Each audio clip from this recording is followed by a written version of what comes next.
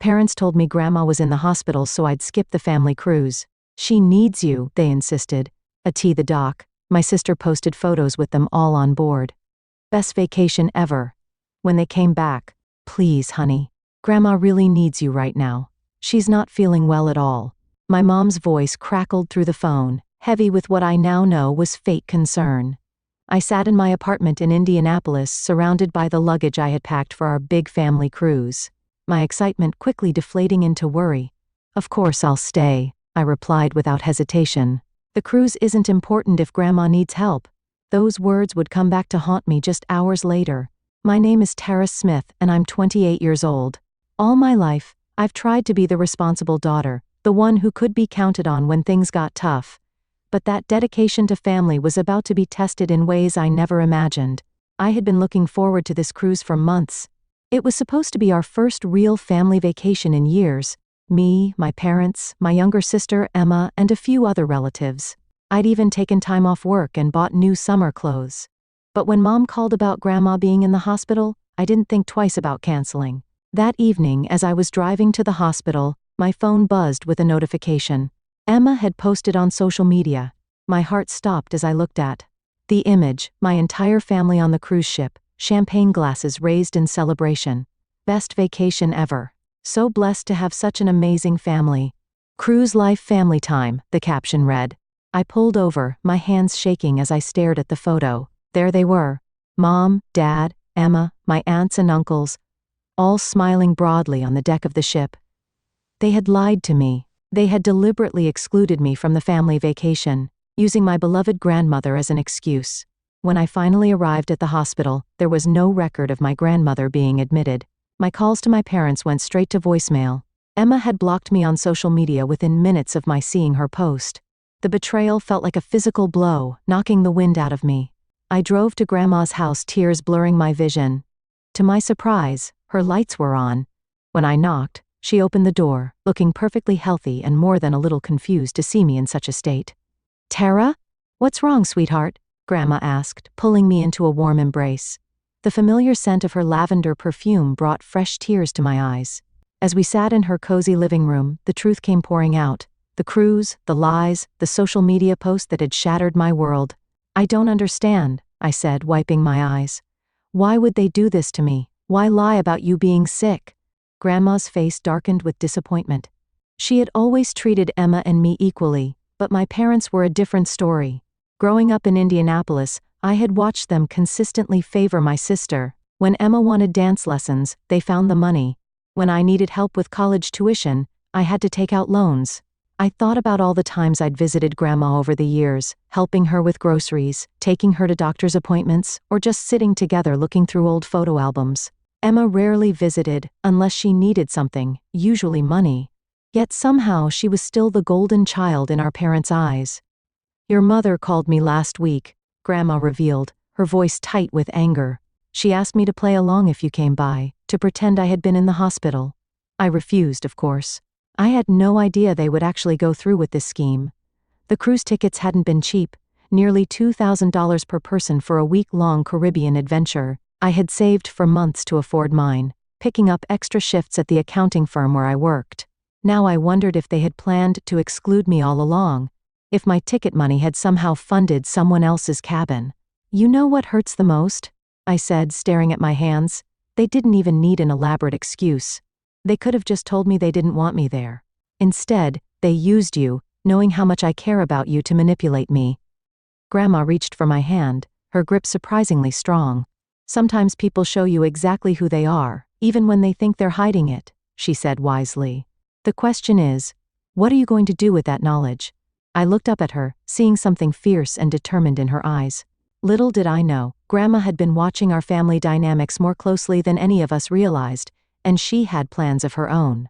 As I sat with Grandma in her living room, my phone buzzed again. This time, it was a group text from my cousin Nina, who didn't know I'd been excluded from the cruise. She had meant to send vacation photos to everyone in the family group chat, not realizing I wasn't supposed to see them. My heart sank as I scrolled through the images. There was Emma wearing the sundress I had helped her pick out for the trip, my parents lounging by the pool, cocktails in hand. The whole family gathered for a formal dinner, all dressed up and laughing. But what caught my eye was my mom's diamond necklace, the one Grandma had given her years ago, meant to be passed down to both her daughters on their 30th birthdays. She gave it to Emma already, didn't she? I asked, showing Grandma the photo. Even though I'm the older one. Even though we were supposed to share it.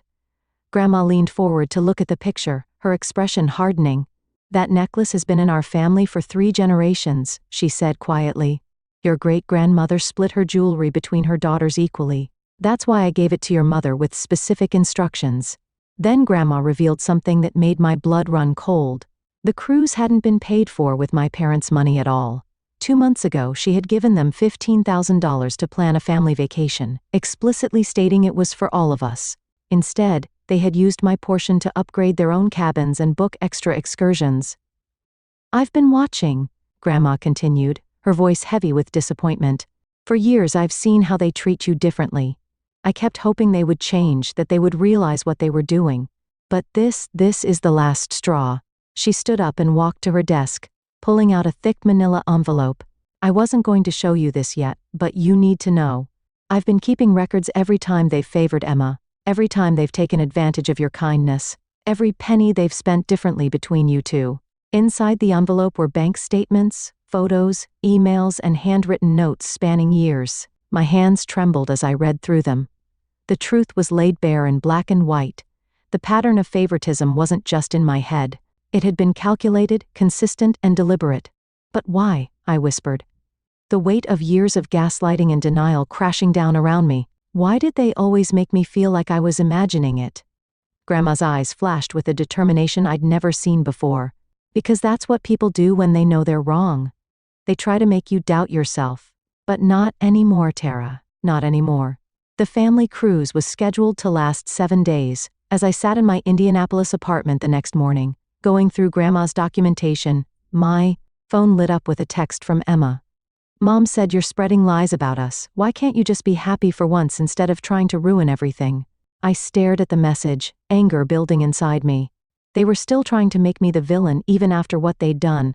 Instead of responding to Emma, I did something I'd never dared before. I posted the truth on social media. Funny how being lied to about my grandmother being hospitalized just so my family could exclude me from a vacation somehow makes me the problem, I wrote. Attaching Emma's best vacation ever photo. Even funnier how the cruise was paid for with money that was meant to include me. Within minutes, my post exploded with reactions. Family friends who'd known us for years expressed their shock. My cousins who hadn't known the full story began messaging me privately, sharing their own observations of how I'd been treated differently over the years. Then my father called. I almost didn't answer, but Grandma's words echoed in my mind.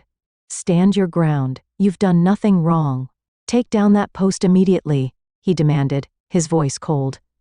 You're embarrassing this family. No, Dad. You embarrassed this family when you lied about Grandma being sick, when you took her money meant for all of us, and used it to exclude me. That's not how it happened, he argued. We needed a break from your constant. My constant what, Dad?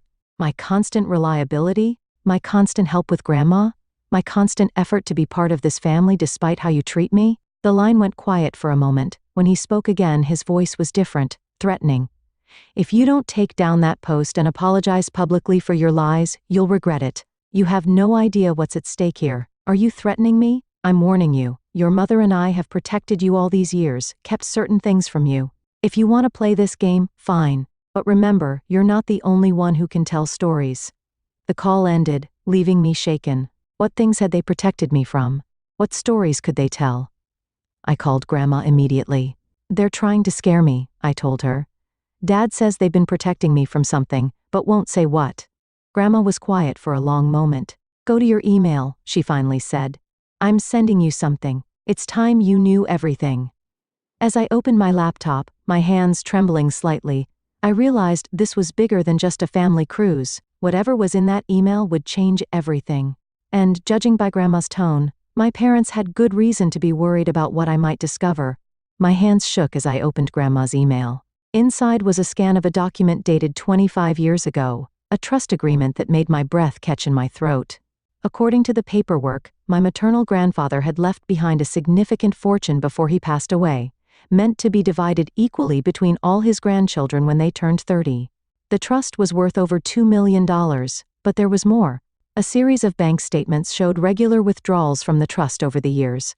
Money that had been used to fund Emma's dance lessons, her private school education, her college tuition, and even her recent wedding. All of it had been taken from what was supposed to be my share. "They've been stealing from you since you were 3 years old," Grandma explained over the phone. "Your mother convinced the trustee, her brother Michael, to give her early access to your portion, claiming it was for your benefit. But as you can see, they spent it all on Emma," I finished, my voice hollow. The numbers were staggering. Over $500,000 had been siphoned from my trust fund over the years, while I'd worked multiple jobs to put myself through college. Just then, another email came through, this time from my Uncle Michael. "Tara, I can't keep quiet anymore. What they did with the cruise money was the last straw. I've attached documentation of every withdrawal they made from your trust. I'm so sorry, I should have stopped them years ago." The attached files revealed an even darker truth. My parents hadn't just spent my trust fund on Emma. They'd been embezzling money for themselves too. The cruise was just the latest example of their ongoing scheme. "Why didn't you tell me sooner?" I asked Grandma, trying to process the magnitude of the betrayal. "I only discovered the extent of it recently," she replied. "When I confronted your mother about it last month, she swore they'd pay it all back. That's when I gave them the cruise money. It was a test, Tara. I wanted to see if they'd finally do the right thing. And they failed spectacularly," I said bitterly. "Yes. But their failure has given us exactly what we needed, proof. Your Uncle Michael has agreed to testify about their manipulation of the trust. Combined with my documentation and the cruise incident, we can take legal action," I finished, a surge of determination replacing my shock. "Better than that," Grandma said, and I could hear the steel in her voice. "We can make sure they never hurt you again." Check the second attachment in my email. I clicked it open and gasped. It was Grandma's will, recently updated. She had made me the sole heir to her estate, which I now learned included controlling interest in the family company where my father worked as CEO. "They're about to discover," Grandma said firmly, "that their actions have consequences." The next morning, I met with Uncle Michael at a cafe in downtown Indianapolis. Dark circles under his eyes suggested he hadn't slept much, and his hands trembled slightly as he handed me a thick folder. "These are copies of every document, every transaction," he said quietly. "I've already sent everything to the family attorney. Your parents, they're going to try to fight this, Tara. They've already called me 6 times since I sent that email." "What are they saying?" I asked, flipping through the damning evidence of years of financial manipulation. "They're claiming it was all done with your best interests in mind, that they were protecting you from having too much money too young." He shook his head in disgust. "But I found something else, something they don't know I know about." He pulled out another document, this one showing a series of recent transfers to an offshore account. "They're planning to leave the country, Tara. They've been moving money around preparing for something. The cruise wasn't just a vacation, it was a test run. They were checking if their passports would raise any red flags." My blood ran cold. "They're planning to run?" "With what's left of your trust fund, yes. And Emma's involved. She's been helping them set up accounts in her name to hide the money." Just then, my phone buzzed. It was a text from Emma. "I know what you're doing. You've always been jealous of me, and now you're trying to ruin everything. Well, guess what? You're too late. By the time you figure it out, we'll be gone and you'll have nothing." I showed the text to Uncle Michael, whose face paled. "They're moving faster than I thought. We need to act now." I called Grandma immediately. She answered on the first ring as if she'd been waiting. "They're at the family company right now," she said without preamble. "Your father's cleaning out his office. Security just called me. Can they stop him?" "Better. I've already called the police and the FBI Financial Crimes Division. They're on their way." "But, Tara," she paused, "you need to get down there. You're the controlling shareholder now." The paperwork was filed first thing this morning. I stood up, my chair scraping against the floor. "They don't know that yet, do they?" And that's our advantage. Get there before they can destroy any evidence. Uncle Michael's documentation proves the theft, but there might be more we don't know about." As I rushed to my car, another text came through, this time from my mother. "You ungrateful child. After everything we've done for you, you'll regret this." But for the first time, their threats didn't frighten me. I had the truth on my side, and more importantly, I had nothing left to lose. I arrived at the family company's headquarters just as my parents were walking out, carrying boxes from my father's office. Emma was with them, looking nervous as she glanced around. They froze when they saw me step out of my car. "What are you doing here?" my father demanded, trying to maintain his authoritative CEO voice, but I could see the fear in his eyes. "Funny, I was about to ask you the same thing," I replied calmly, "especially since you're removing items from my company without authorization." "Your company?" Emma scoffed. "What are you talking about?" I held up my phone, displaying the ownership documents. "Grandma transferred her controlling shares to me this morning. And as the new majority shareholder, I'm very interested in these boxes you're carrying. Would they happen to contain evidence of what you did with my trust fund?" My mother's face went white. Behind them, police cars pulled into the parking lot, lights flashing. FBI agents emerged from unmarked vehicles, and I saw Uncle Michael's car arrive with Grandma in the passenger seat. "You don't understand," my mother pleaded, her voice shaking. "Everything we did was for this family." "No," I corrected her. "Everything you did was for Emma. And now you are planning to run away with what's left of my money." I turned to my sister. "Did you enjoy the cruise, Emma? Was it worth it?" The FBI agents approached as Emma burst into tears. My father tried to pull her away, but it was too late. The truth had finally caught up with them all. 3 months later, I sat in Grandma's garden in Indianapolis, watching the autumn leaves fall while we shared our morning coffee. The FBI's investigation had revealed even more than we'd suspected. My parents had embezzled not just from my trust fund but from the company as well. They were now facing federal charges along with additional civil suits from shareholders. Emma had made a deal with prosecutors agreeing to testify in exchange for immunity. She'd moved to Minnesota, finally forced to support herself without our parents' financial backing. Her last message to me was a lengthy apology. But some wounds run too deep for simple words to heal. "You know," Grandma said, sipping her coffee, "your grandfather would be proud of how you handled everything. He always said money reveals people's true characters." I nodded, thinking of the changes I'd implemented at the company. Under my leadership, we'd established a scholarship program for employees' children, and created a more transparent financial system. The business was thriving, built on integrity rather than deception. "I never wanted any of this," I admitted. "I just wanted to be treated fairly." Grandma reached over and squeezed my hand. "Sometimes life's greatest blessings come disguised as its greatest challenges. You've turned their betrayal into something positive." She was right. I had found my strength, my purpose, and most importantly, my self-worth. That cruise they took without me? It hadn't been the vacation of a lifetime after all. It had been the beginning of their downfall, and the start of my new life.